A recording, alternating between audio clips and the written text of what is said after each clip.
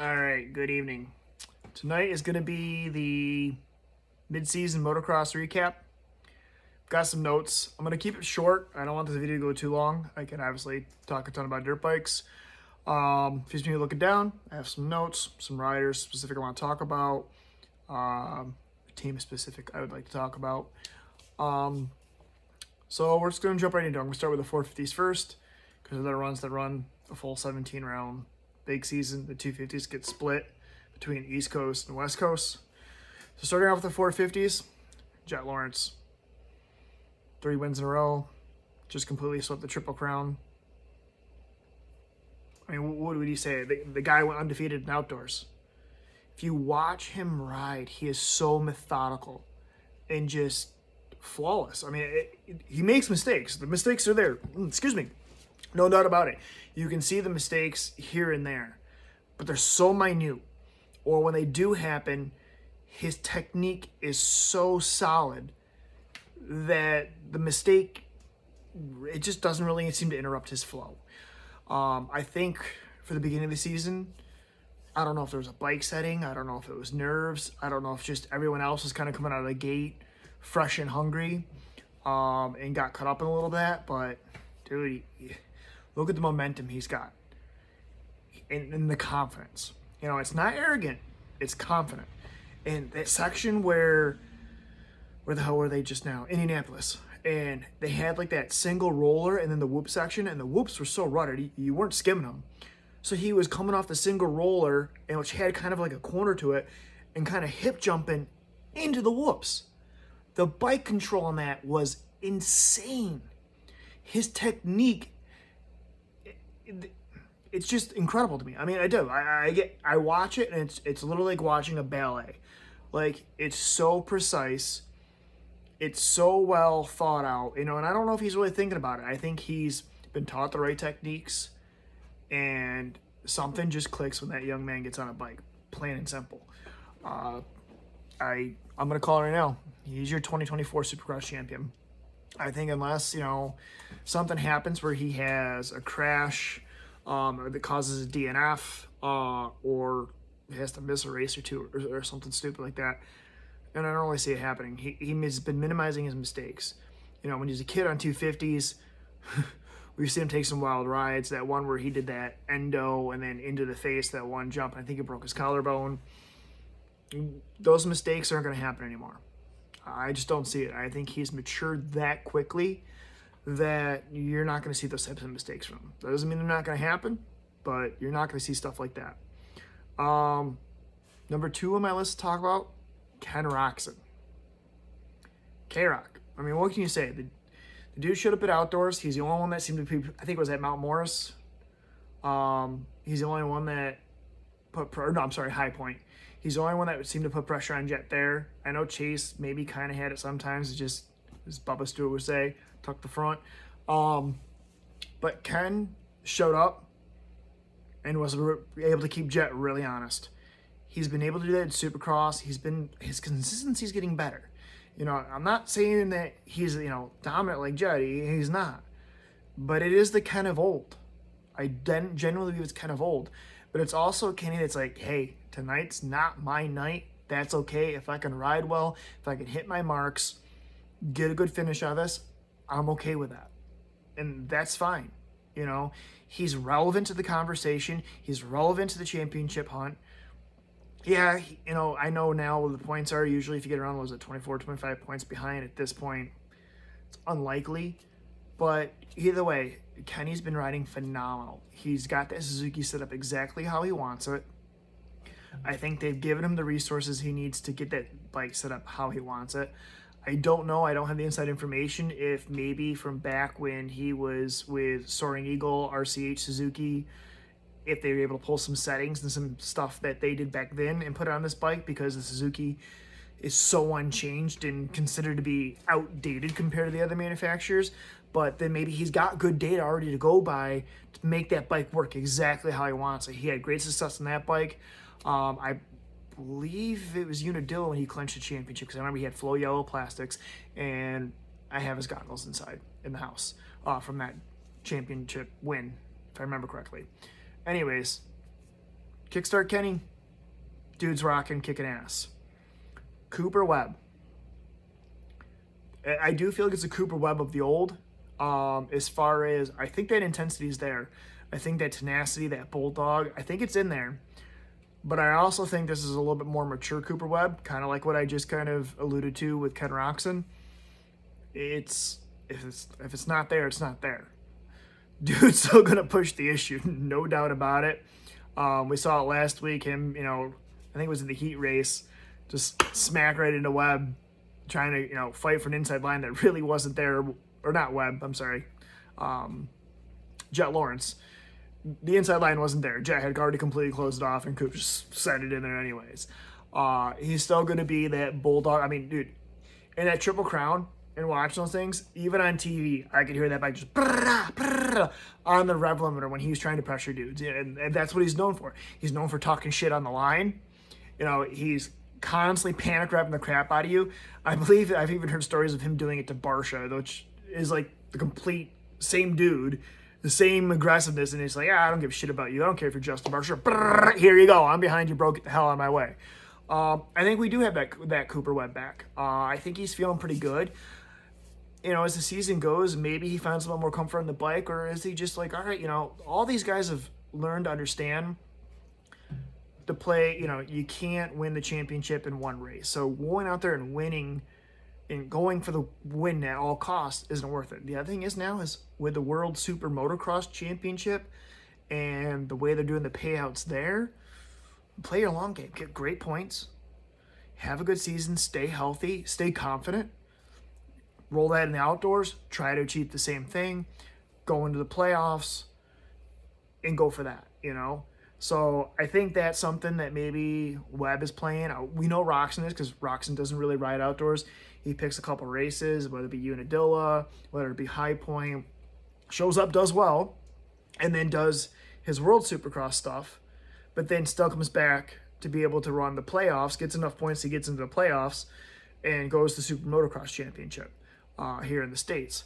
So them adding that last year really kind of changed the way I think some of these guys can set up their seasons. Pick and choose. If you have a really good Supercross season, you can get enough points to qualify for the Super Motocross Championship and not even have to ride outdoors. We've seen Kenny do it. We've seen guys that, my Supercross season wasn't that great. I got hurt. No worries. I'm going to come back strong for outdoors, get enough points in outdoors, go straight into the Super Motocross, and, be a contender for that possibly. So I think that definitely changed up things quite a bit for both series, which is pretty cool. And I think it's given the riders maybe a little bit more freedom to pick and choose how they want to do things. 17 rounds of Supercross, and then was it 11 rounds for outdoors? And then you usually got the 3 Super Motocross playoff championship rounds, or however they did that. So that's a lot of racing this season, especially when you look at what the physical tenacity that these guys are at. Their endurance is insane. So after Cooper Webb, Eli, Mr. Beast Mode. We've had some flashes that he could still be there, that he could still be that guy. And then it's just kind of tapered right back off. I know he's had issues with arm pump in the past. Is it a bike setup issue? What about that Achilles? That's a hell of an injury. And, the way these guys ride the techniques where they're on the balls of their feet and they're dropping their heels in the foot pegs with the toes in. And I know they're getting a lot of good flex there. They've got to be. With the amount of support that's in the boot. And Eli really didn't have a crash or anything and still popped it. It seemed like it was a freak incident, but they do flex that area quite a bit. So is it lingering? I don't know. Don't know what the answer is for Eli. I never count him out. I do believe the dude is one of the most mentally tough people out there. I think it was in Colorado where he blew out both shoulders in outdoors a few years ago. If you notice a lot with these riders too that are having good success, their home life is in order. And Eli's home life's in order. He's always had that in order. He's got a system that works for him. If this is his final year, I don't think this is how he wants it to be. So if this is the way it goes and he doesn't really seem to pick it up for outdoors and have a great showing for outdoors, do we get another season of Eli? I don't know. It's possible. Aaron Plessinger. What's going on, cowboy? Dude, we've seen some flashes. Everybody loves you. You are literally the people's champ. And you're having some good rides. When the camera picks up on him and you watch the way Aaron's riding, he's riding with an intensity that we've never seen him on a 450 before. We've seen it at 250 back when he was at Star Yamaha and got championships there. But we haven't really seen that on a 450. Whether it be because of injuries, bike setup, confidence, I'm not sure. But I do believe the new, improved, or back to the old Aaron is there. You can see it in his riding. You can see it in his body posture. You can see it in his intensity. And listen, David Villeman, I already said it. He's tired of hearing about everyone saying, oh, it's a stacked field this year. It's a stacked field this year. Because, and then he lists off, I don't know if it was like a season from 2003, whatever, like Stefan Ricotta. Just the list went on. Guess what? That was a stacked field. For sure. However, the amount of guys that can be fast consistently, and also where the tracks are, where the speed is at with the bikes and the technology they're at now, it's definitely different. And I don't know if everyone's kind of starting to now figure that out. So everyone's pulling that pace. Everyone's got the endurance. I mean, the fitness training these guys are doing is awesome. But I do feel like it is a much more intense, much more aggressive, hungry Aaron, which I love seeing.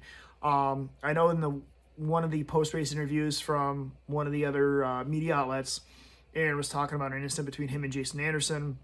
I kind of hope Jason just kind of came over on him, causing him to go down. But, Aaron said, he goes, I was fired up. I got fired up. You haven't heard Aaron talk about being really that fired up. He's always a whole happy-go-lucky dude. I believe he's been putting 100% into it. But now there's an extra little drive, a little bit hunger there from Mr. AP. And you can see it in his riding. It's still there. He hasn't lost that. I think some of it's shit luck. I hope that's what some of it is. I'm not counting AP out for, maybe another race win or whatever. Championship, I don't really know. It's hard to say. On to somebody I just mentioned, Jason Anderson. Another guy. The speed's there. The intensity can be there. I see a lot of little mistakes. Jason's always been a guy that's been a little loose and wild in his style. It really hangs out there. It looks like sometimes he's right on that ragged edge or over the edge sometimes. But I don't know if it's that riding style that is impacting him, because we see, as I'll talk in the 50s, Hayden Deegan rides like that too sometimes. And that creates these small mistakes. And when you have guys like Jet Lawrence, who are making very small mistakes compared to some of these other guys, and also because they're riding with such good technique, and not that Anderson's technique's not good. If you really watch that dude up close, I love watching Anderson ride. I'm a fan of Anderson. I'm a fan of his style. I love it. But Jetson just looks so strong, and he's so centered and structured. You watch the head and the upper body, it doesn't move as much as these other guys do. Everything's controlled down at the hips, and the bike's all moved in underneath him. I think that's what's creating that extra stability on it. And Anderson's pushing. His speed's there. The intensity's there. It's these little mistakes. And a track like Indy, I think the track crew did a great job being a Triple Crown. They were out there in between each moto trying to do as much as they can because the soil was really soft. The ruts were insane. That's the thing. You watch it on TV, and you can tell it's a ruddy track. But then, go on to social media and Instagram and go to some of these media outlets, and they got pictures of them, walking the track afterwards and how deep these ruts actually are. It's freaking insane. They're dragging pegs through them. It just looks nuts. I have absolutely no desire to go out there and ride on that track as myself. I'm a C-class, maybe, novice guy at best. Depends on how froggy I'm feeling for the day. And if I'm a novice, I'm running the back of the pack a novice, okay?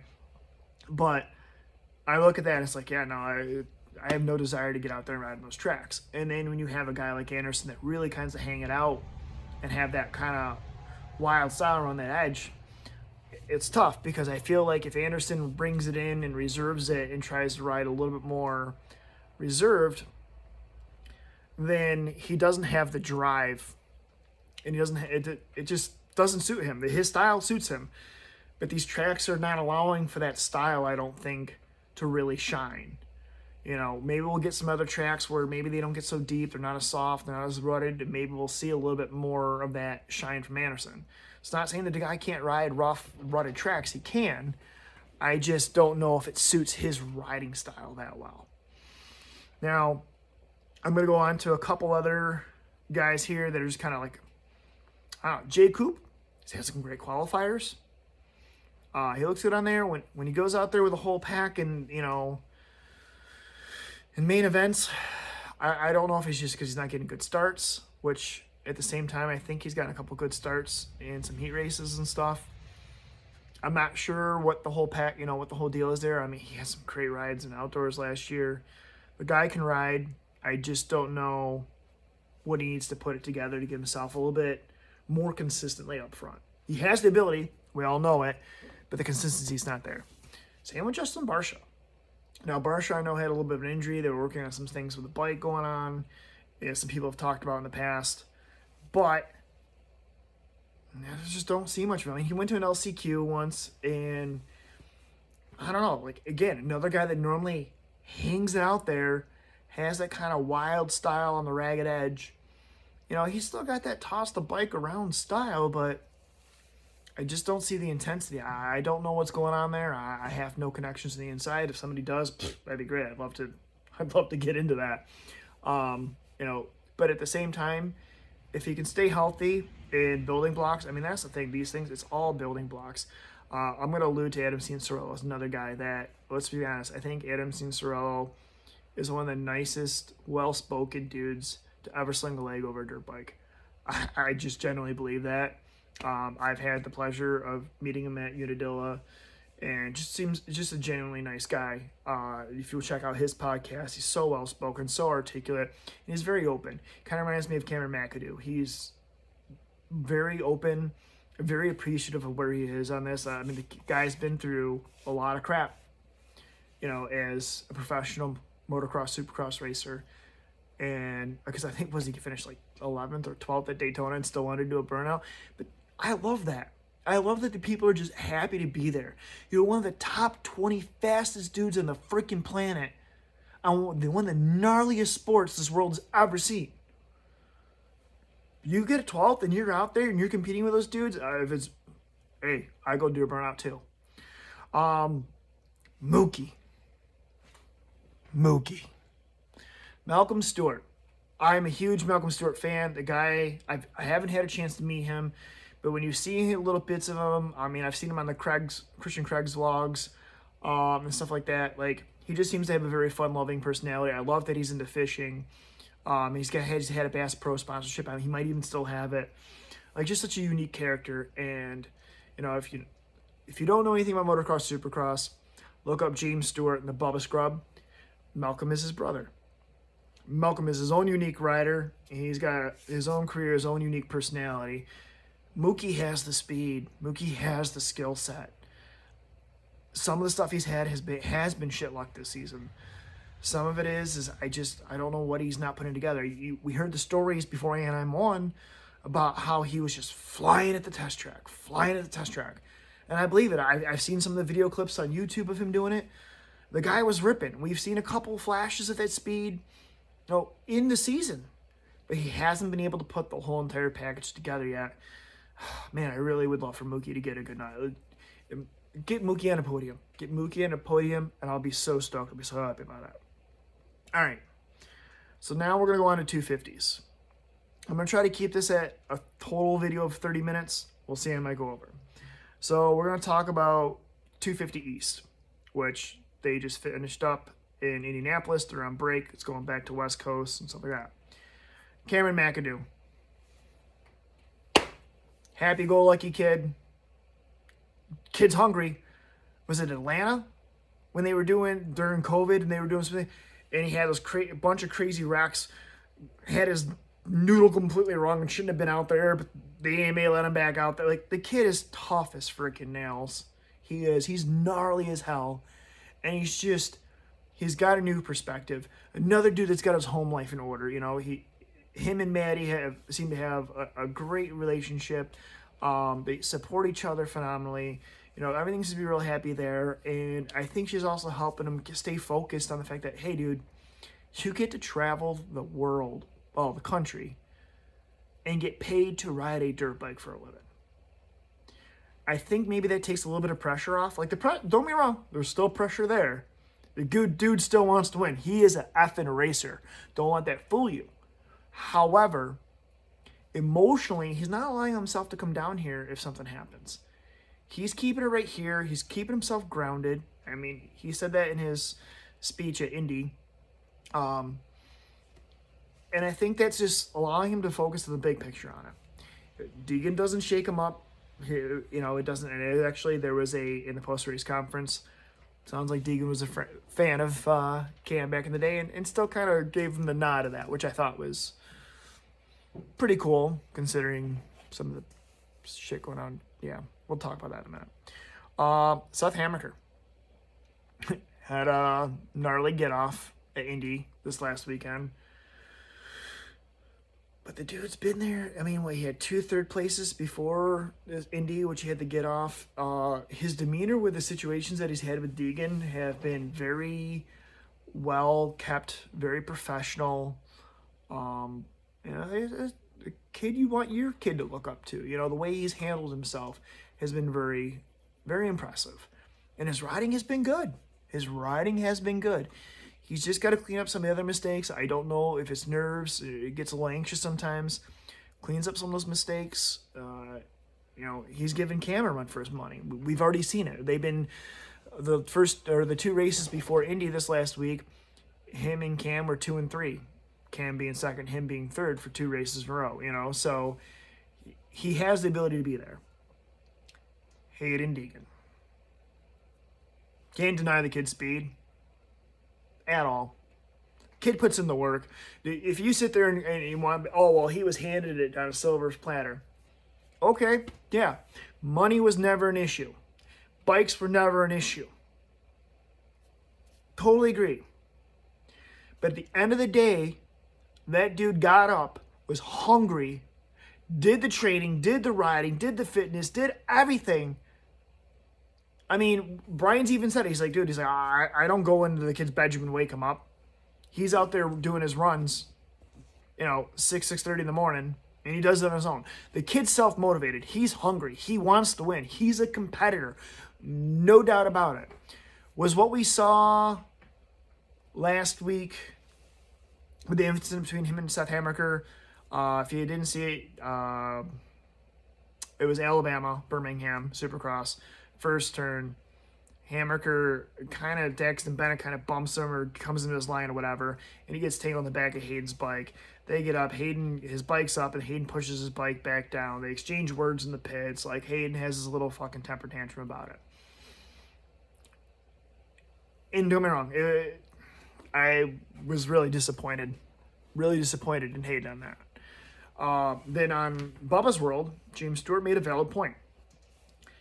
If you don't think there's pressure on Hayden Deegan, you're wrong. His rookie season was last year. He's not a rookie this year.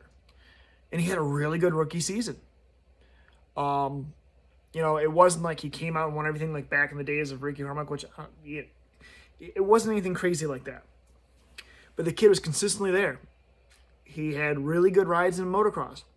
Was your Super Motocross 250 champion. So when you show up for Supercross this year, now granted, I know he had an injury in the offseason, and I think that was maybe lingering a little bit, but you're the Super Motocross champion. You have expectations on you, plain and simple. And then you're hungry on top of it, and you're an 18-year-old kid whose hormone and testosterone is to the roof, and you're a punk-ass douchebag. It happens. I've done it. If he learns from it and moves forward from it and grows from it, okay then. The speed's there. The second race of the Triple Crown, kid was dominant. And what I noticed too, though, is in that second round when he basically led the whole entire thing, that was a very technical Hayden. That seemed like a calm, relaxed, hit my marks Hayden. I'm not trying to push an issue. I'm not trying to ride over my head.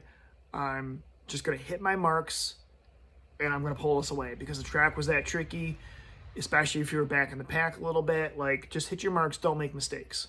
And he did that. So that was an impressive ride for Hayden. I don't know if championship's really going to be much. The kid, like I said, we've seen this kid ride with bent handlebars. Like, he's got no quit in him. You have to respect his tenacity, his hunger, and the kid's putting in the work. I don't give a shit how much you say certain things have been handed to him. That is absolutely true. But you know what? Hand me everything he had. Guess what? I ain't doing what he did. Why? Because I haven't put in that work. I don't have that talent. I haven't put in that kind of work. I don't have that. Like, the money can't just make you success in riding dirt bikes. Plain and simple. Anyways, on to that. Pierce Brown. Great ride from Pierce Brown. I feel like he's quietly been sitting there just chilling in the top 5. Doing his thing. Just doing his thing. You know, trying to chill in there. He's 3rd in points. He looks good on that gas. I think this is a really good season. This is going to be a really good building season for Pierce Brown. We'll see if he can pick up some momentum in the later rounds. We'll see how he comes going in outdoors. But I think this is a really good building season for Pierce Brown to really turn around and bring him in up to where he knows he should be at and make it so that he is a potential title contender, whether it be for outdoors, something happens, and he's 3rd in points right now for Supercross. And then don't forget, we also have that Super Motocross Championship at the end of both Supercross and outdoors. All right, the guy I am most excited to talk about, and I haven't even gotten to the West Coast guys yet, but let me tell you, I am so excited to talk about this guy right now. Cody freaking Schock. Bro, you're a G. You are a straight up beast, and I love you for it. The mustache is dope. This guy had a hairline fracture and a collarbone. Showed up to Birmingham, was going to ride with it. Was running 7th, 8th place, last lap. Deegan, wham! Because it's Deegan. Whatever. I think it was kind of a unnecessary DB move, but whatever. But it completely broke Cody's collarbone. And Cody ended up having to get it plated and was getting to PT. I think it was in like an hour of surgery.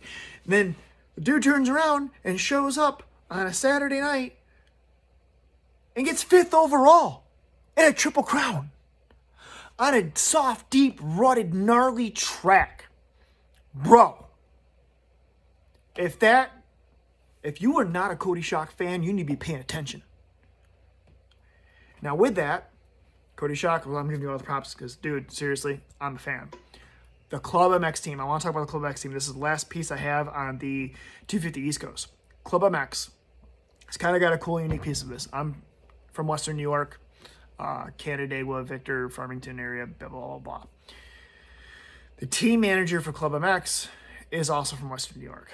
Mike, and if I apologize if I butcher your last name, I should have looked this up. I want to say it's Benacci or Benanacci. I can't tell you. So anyways, Mike, I don't know him very well. I have met him once at a private ride day at a private track, and he was out there barbecuing because there was a bunch of kids. So he ran a motocross team called MB60 Action Sports Team. He's helped out a lot of local kids up here in Western New York, try to get them to Loretta's. Some of them gone pro. Actually, quite a handful of them have gone pro. Guy has an absolute passion for the sport, loves the sport.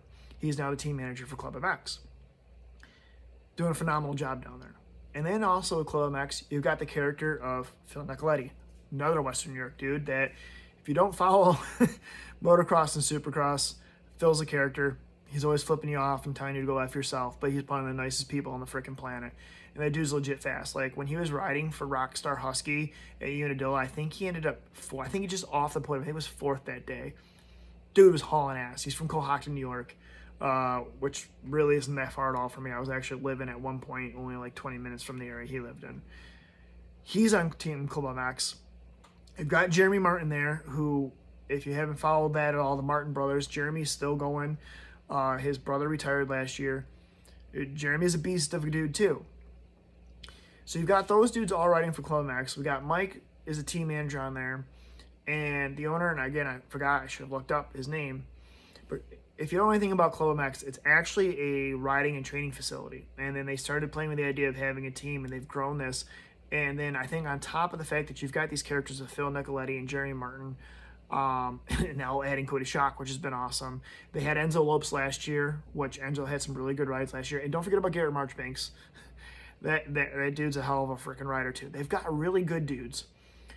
They have a really good program. It's tight knit. It's a family type setup. And then if you go on YouTube and you look up Club MX's vlog, I believe it's called Every Second Counts. They do a phenomenal job of it. These other teams, like other riders, have YouTube accounts and they do vlogs, and some of them do a great job. But as a team, putting a vlog together, it's hands down one of the best. I love it. I love cheering on, my New York boys that are down there. It's just a really cool dynamic they have going on. It's a great facility. Jason Anderson's been riding there since they've been on the East Coast. Like, they brought in some really freaking cool dudes. Kenny's ridden there last year when he was testing some stuff, considering Yamaha, who's testing all his different bikes. So it's just an awesome facility, an awesome thing they're doing there. Please go check out their YouTube channel. Go check out their vlogs. They've got great content. Show some of the in and outs of it. Just go show them love. I love Club MX. I love the team. I love that they got some New York guys on there. I have nothing but great things to say about them. All right, we're already at like 31 minutes. I thought I was going to try to keep this at 30 minutes or under. But we're going to jump over to West Coast 250s right now. Levi Kitchen. Dude's cooking something up. I mean, leaving Yamaha, Star Racing Yamaha, to go to Pursuit Kawasaki was a great move. Understanding is he didn't like all the noise and the buzz that, around Hayden Deegan, which whether him and Hayden don't get along or don't really care for each other is irrelevant. If I'm a dude that's got serious freaking championship potential, and I believe in myself, and I'm trying to train, and I got the vloggers. You go to a professional race, and the mobs around the team, like, don't get me wrong, all these guys got fans. They got people coming up to them all the time, but it's a lot of noise, and people can say, "Oh, well, best way he could show him up is block out the noise and still show Deegan on his own team." Yeah, you could, but that's not that easy to do. So I think it was a smart move by Levi, saying, hey, this isn't working for me. There's too much noise here. Mitch figured out something with those 250s last year. We saw it with Joe Shimoda. So at the end of the season, if Levi had already been talking to Mitch Payton, maybe Mitch said, hey, man, I've done some dyno testing. I've got some things figured out with this motor on this Cowie. We got some things coming. Pay attention. And you do, and you see the rides that, Joe had last year towards the end of the season. Okay, that Cowie, I can run with those Yamis, no problem. And then you also, Mitch Payton's a legend, absolute freaking legend. So you're going to go ride for Mitch Payton. They figured out, get the KX250 squared away and be competitive up there with the Honda and the Yamaha. And you're going to quiet that noise, and you're going to have a lot of good focus on you. Yeah, there's dudes like Cameron McAdoo there. There's Seth Hammaker there. There's my boy Austin Faulkner there. Like, there's some really good dudes that have a name already there. And at the same time, they're all pretty. If you look at the dudes that are riding for Cowie right now, Hammaker, Cameron McAdoo, Austin Faulkner, and Levi Kitchen, and I may have left out a dude or two, I can't remember, but they're all pretty chill dudes. Austin has his vlog going on, but he's pretty chill. Cameron's pretty quiet and chill, does his family thing. Seth seems very level-headed and chill. You don't have all that noise. You got a bunch of dudes that want to put their nose to the grindstone and work and win for Mitch Payton. It's a pretty good recipe. So I think that was a good move by Levi Kitchen. He's leading your points. I think it's pretty freaking rad for him. Jordan Smith. Jordan, we've seen in the past, the dude's got the speed. He's one tough hombre, no doubt about it. He looks good on the Star Yamaha. He's been riding really well. It's interesting to see how he's going to be coming off of his off season. But he's another dude that's, had crap luck. So I think, again, having a consistent season, he's got his old intensity back. He's not out of this. And then RJ Hampshire. Dude, RJ Hampshire rides me the old John Dowd, the junkyard John Dowd out of Massachusetts. Dude, he's just got this good old boy grit to him, and he's just going to send it. There's actually I don't know what episode it was, but it was on Pulp MX, and both he and Phil Nicoletti had called into their podcast, and you're listening to them talk about the race that they had just had, and it feels like, dude, like, I gave you plenty of room to go buy me. Like, you should just go and buy me sooner. Like, and you're gone. You're hauling ass. Like, you're nuts. RJ, if you're not a fan of RJ Hampshire, go put on YouTube, watch some things, and the dude is wild. And he just seemed, again, another very level-headed, chilled, seems to be a down-to-earth guy. We got Garrett Marchbanks. I believe Garrett's sitting fourth right now, Club MX Yamaha guy. Again, that grind, I've already gone on my spiel about Club MX, so I'm not going to do anything further with that. I'm already starting to run out of time here. So, but don't count Marchbanks out. Joe, my little fortune cookie, Joe Shimoda. What is going on? We saw this at Honda. He struggled in the beginning of the season, and then it built and built and built and built. And I love Joe. I love everything about Joe. I don't know what's not clicking with him on this Honda. I don't know what it is. We'll see what happens when they come off a break. I hope they got it sorted. I don't know if maybe he had some weird lingering injury he wasn't telling anyone. I don't know if he was struggling getting the bike to set up to feel right, or just struggle putting it together. And like I said, the pressure on these guys is insane, but I really hope Joe can figure it out. The last guy I'm going to touch on, which you're probably thinking 8 points really isn't that relevant, but I'm going to do it because he's a New York boy and he's right from around the corner of me. Filthy Phil Nicoletti. Phil's a character, like I said. Go check out the Club MX YouTube videos. Cheer on Phil at the tracks. One of the nicest dudes out there. He's the biggest ball buster, but one of the nicest dudes out there. And he truly loves this shit. That's what I love about it. Phil is getting up there in age. This might be his last year, but at the end of the day, the dude loves it, and I get it. I don't care how old we get. When you have a passion for something, you don't want to give it up. And that's where Phil's at. And you know what? Phil, you're still relevant to the sport, man. You still got fans that love seeing you at the races. You're still pulling top 10s. If you want to keep going, I say keep going. But that's my opinion, and who the hell am I? Anyways, everyone, thank you very much. That is your Supercross recap. And I believe our next race is in Seattle. But I think what I'll do is maybe right before we get towards the end of the season, right before maybe we crown a championship, maybe I'll do another one of these videos. If you like this, subscribe to the YouTube channel. Check it out on my social media. It's just Dustin Williams on Facebook and Instagram. I like doing this type of content. I love this type of stuff. So if you guys can subscribe it, I get it's very raw. This is literally just me, my shop, my iPhone. But I love this, and this is cool. So if you guys can, if you guys like the content, please like, subscribe, share. I appreciate it. Thank you guys. Have a good night.